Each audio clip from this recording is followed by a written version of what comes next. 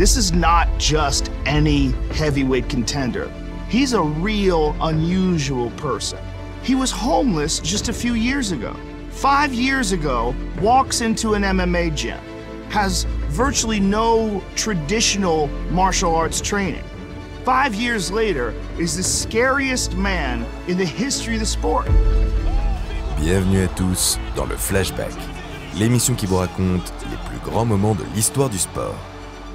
À l'UFC, nombreux sont les combattants ayant connu la misère, avant de s'élever à la force de leurs poings. Francis Ngannou en est peut-être le meilleur exemple.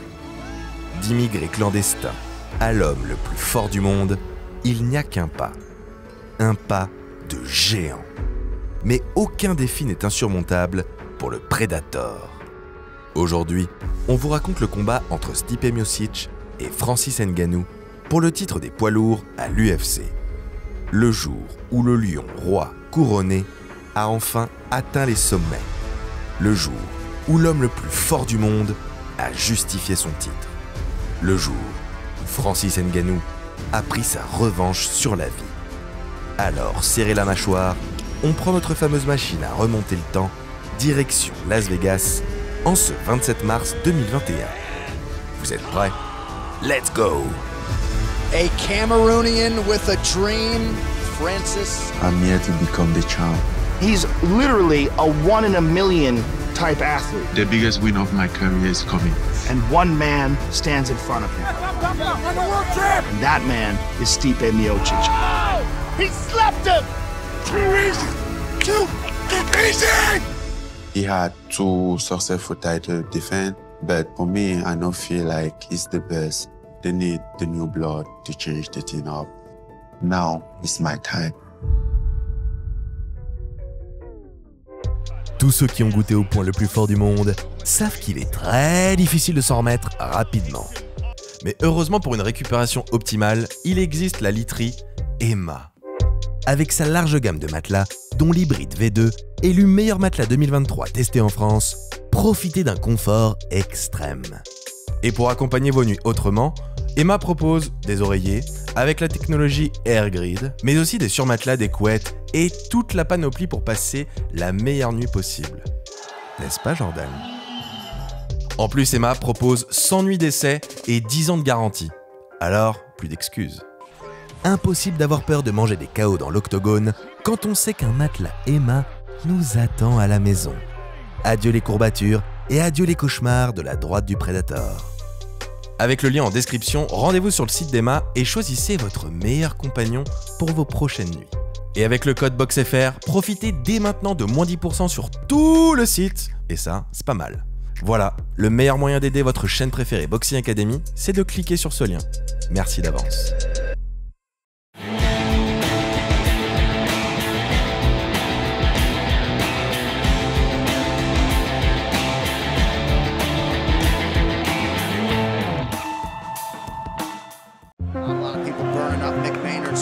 Try to get a matchup with Ngannou! Oh, goes the ring! Francis Ngannou has arrived! Sans transpirer, Francis Ngannou explose le menton d'Alistair Overeem. 6e combat, 6e victoire, 6e finish. Personne ne semble arrêter le nouveau phénomène de la catégorie des poids lourds. Désormais, le monstre camerounais est en pole position pour défier le champion Stipe Miocic. Alors, sans plus tarder, Dana White organise le choc tant attendu. Le 20 janvier 2018, seulement 39 jours après son dernier combat, le Predator entre dans la cage pour affronter le champion d'origine croate, invaincu depuis 4 ans. D'emblée, le champion met en difficulté son challenger. Miocic n'est pas dupe. Il sait qu'en striking, il a peu de chances de rivaliser avec le monstre camerounais. L'expérience du champion et son game plan béton jouent en sa faveur. À force d'être envoyé au sol et contre la cage, Ngannou s'épuise. Jamais il n'est allé aussi loin dans un combat. Miocic domine de toutes parts et fait passer le colosse de Battier pour un poids plume. À quoi sert le poing le plus fort du monde s'il ne peut atteindre sa cible? Exténué et malmené, Francis Ngannou subit sa première défaite à l'UFC contre le champion. Nouveau recordman du nombre de défenses de titre chez les poids lourds. Francis vient d'échouer si près du but. Lui qui a tout sacrifié pour vivre son rêve. Mais cet homme est fait d'un autre bois. Pour en arriver là, il a gravi des montagnes et traversé des océans. Il a connu la misère, la vraie, et regardé la mort dans les yeux. Alors, il saura se relever, comme il l'a toujours fait.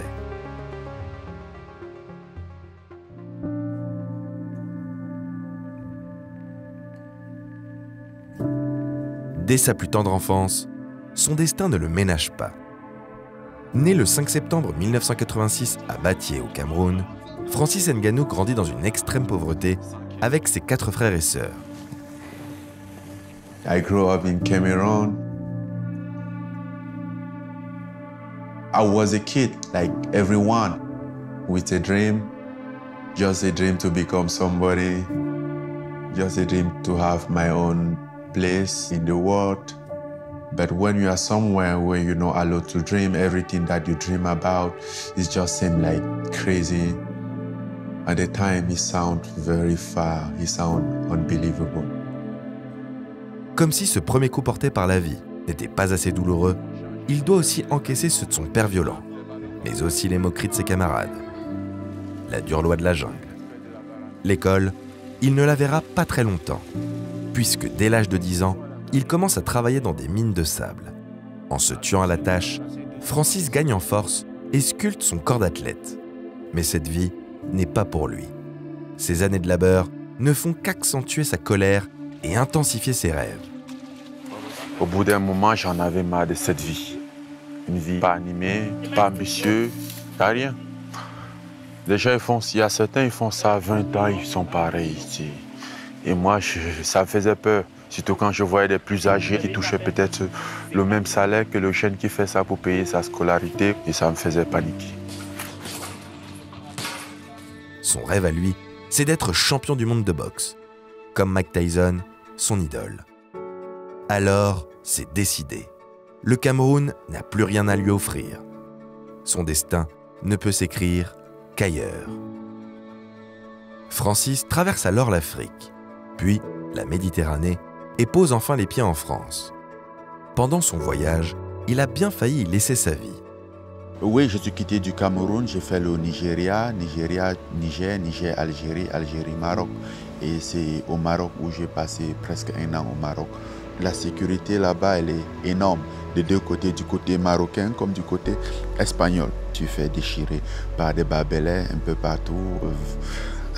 Ça a failli me sortir les intestins, mais j'étais susceptible d'être plus brutalisé parce que vu mon physique, quand on vous attrape à la barrière, les plus grands de taille sont automatiquement considérés comme des leaders. Et les sorts, Dieu seul les viendra en secours à partir de ce moment. Ngannou a beau être une force de la nature, ici, toute la puissance physique du monde ne sert à rien. C'est seulement avec une détermination sans faille que l'on peut s'en sortir.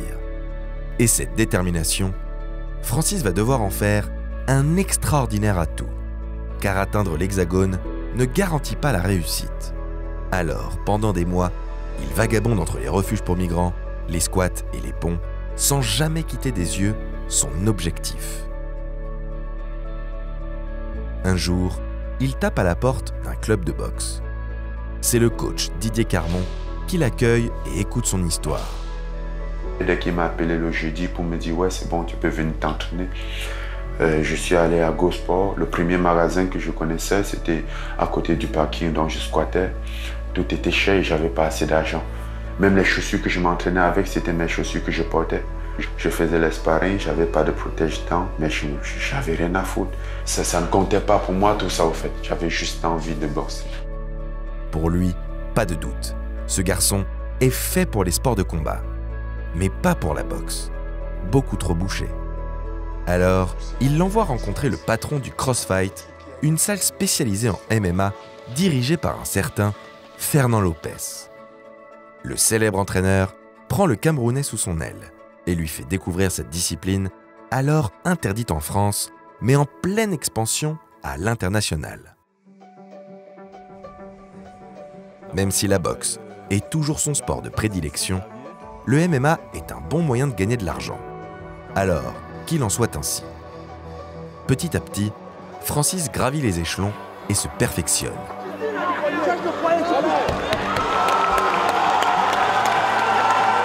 Francis qui débute très agressivement. Oh. Il lui fait une guillotine debout. Ah, à la péruvienne. Au départ, il compte surtout sur sa puissance de frappe et sa domination physique, mais progresse à une vitesse folle, au point de signer à l'UFC en 2015, seulement 2 ans après ses débuts dans la discipline. Ça y est, le lion est dans la cage. Pendant 2 ans, et durant 6 combats qui n'iront jamais plus loin que la 2e reprise, celui qu'on surnomme le Predator diffuse la peur chez les lourds. On a rarement vu un tel phénomène physique. 1m96 pour 121 kg. Un prédateur parmi les prédateurs. Surtout que Francis ne craint personne, jusqu'à preuve du contraire. Ce ne sont que des humains comme lui qui se présentent dans la cage, avec 2 bras, 2 jambes et une mâchoire à fracasser. Pour ça, il peut compter sur sa gauche surhumaine, désignée point le plus fort du monde. L'équivalent d'une Ford Escort lancée à pleine vitesse.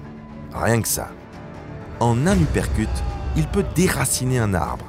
En un crochet, il peut fendre le ciel. Mais le pire, ce sont ses frappes au sol, plus dévastatrices qu'un missile Predator. Bref, debout, c'est un casse-tête insoluble. Mais on l'a vu, la solution se trouve au sol. Ngannou est encore trop inexpérimenté en lutte. Et sa défaite face à Stipe Miocic va tout remettre en question.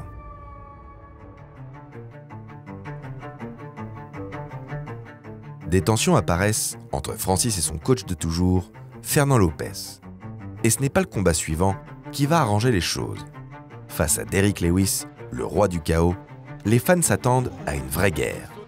Mais la dissuasion nucléaire est de mise. Chacun craint la puissance de l'autre. Alors, rien ne se passe. Et Ngannou s'incline à la décision pour la 2e fois consécutive. C'en est trop. La fracture avec Fernand Lopez continue de s'aggraver. Est-ce que je pense que Francis Ngannou n'est pas un bon gars? Oui, je le pense. Fouillez sur Internet. Trouvez une interview où Francis Ngannou dit merci. Vous trouvez une interview où il dit merci, vous avez dit cash 10 000 $.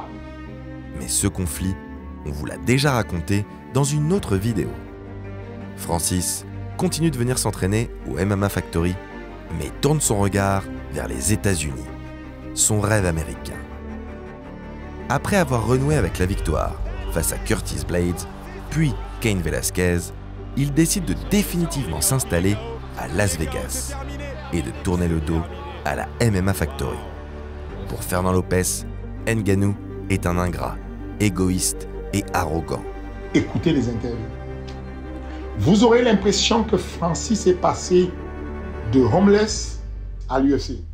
Parce qu'il y a une partie de sa vie qui décide de bloquer, de cacher. Mais pour le principal intéressé, il ne fait que poursuivre son rêve. Alors Francis entame sa nouvelle vie et intègre le club Extreme Couture créé par la légende Randy Couture. Là-bas, il bénéficie d'infrastructures dernier cri et surtout d'un accompagnement bien plus poussé, notamment supervisé par Eric Nicksick.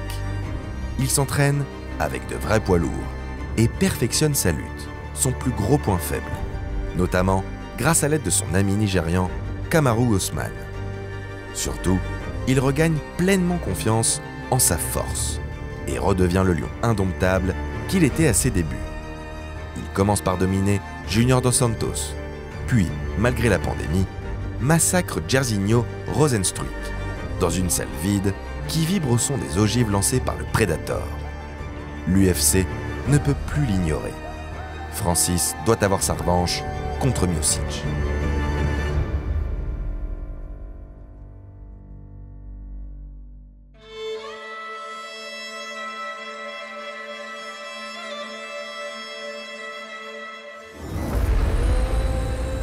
Ce dernier sort d'une formidable trilogie avec Daniel Cormier, l'établissant définitivement comme une légende vivante des poids lourds.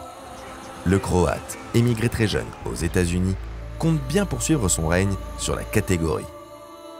Froid comme l'hiver, Miocic est ce genre de combattant sans pitié, qui ne se laisse jamais submerger par la moindre émotion. Bourreau de quelques-uns des plus grands combattants heavyweight, le Croate sait jouer de sa lutte pour maîtriser son adversaire, mais aussi faire parler son poing de glace pour refroidir n'importe quel combattant qui aurait l'impardonnable idée de faire une erreur. C'est donc lors de l'UFC 260, le 27 mars 2021, que la revanche entre Francis Ngannou et Stipe Miocic est organisée. Depuis leur premier affrontement, les choses ont bien changé. Francis n'est plus le même. Lors de ses 4 derniers combats, il n'est resté seulement que 2 minutes 30 dans la cage en cumulé. Ce soir, il ne compte pas s'y attarder plus longtemps. De son côté, Miocic a l'air toujours aussi détendu. It's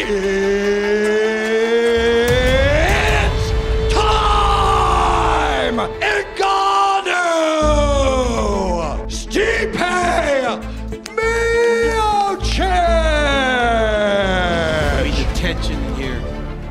D'entrée, le Predator ne se précipite pas. Il attend le bon moment pour faire parler la poudre et défend brillamment les tentatives de takedown.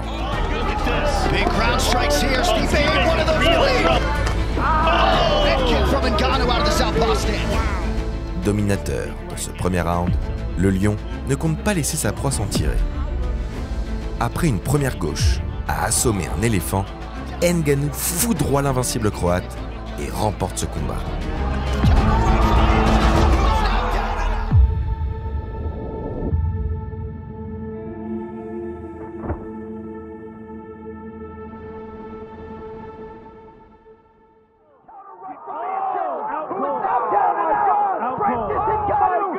Finally call himself the greatest heavyweight in the world! You go into the fire with Ngannou, you go to sleep. Oh my goodness! Wow. That was nasty. That's as nasty as And new undisputed UFC. Ce soir, le Camerounais prend sa revanche contre Stipe Miocic, l'un des meilleurs poids lourds de l'histoire, mais prend surtout sa revanche sur la vie. Ce garçon des mines de sable, cet immigré arrivé à Paris sans le sou, cette force de la nature a tout traversé, tout sacrifié pour réaliser ses rêves. De son poing jaillit la force de 10 hommes. De son front perle la sueur d'une vie d'écorché vif. Mais sur sa tête trône désormais la couronne du roi d'Afrique. Et autour de sa taille brille la ceinture du champion du monde.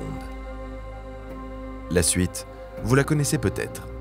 Ngannou défend sa ceinture contre Cyril Gane, le nouveau poulain de Fernand Lopez, puis quitte l'UFC en champion.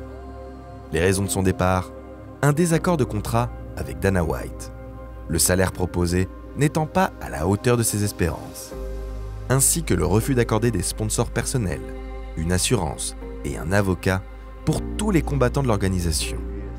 C'est sur cette amertume de ne jamais pouvoir assister à un 3e combat avec Miocic ou un affrontement de titans contre John Jones que Francis Ngannou claque la porte de la plus grande organisation de MMA pour signer au PFL.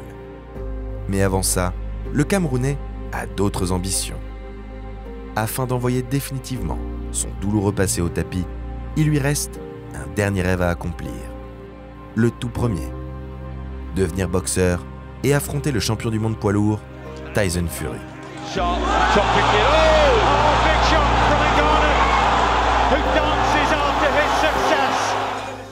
Le cycle de la vie est parfois joueur. Enfant, le petit Francis se passionne pour le noble art, qu'il pratique dès l'âge de 7 ans. Mais c'est pourtant bien grâce au MMA, une discipline barbare, qu'il va atteindre les sommets, avant de tout lâcher pour revenir à son premier amour. La boucle est bouclée, et quoi qu'il arrive, Francis Ngannou est un roi couronné. When you are somewhere where you're not allowed to dream, everything that you dream about, it just seems like crazy. At the time, it sounded very far. It sounded unbelievable.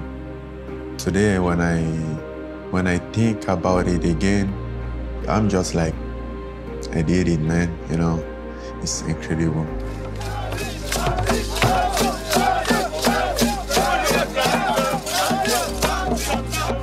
Aujourd'hui, de voir qu'ils sont fiers, ils sont contents d'être un sujet de fierté pour mon pays, pour mon village plus particulièrement. C'est ma petite fierté, c'est mon petit endroit, j'ai grandi ici.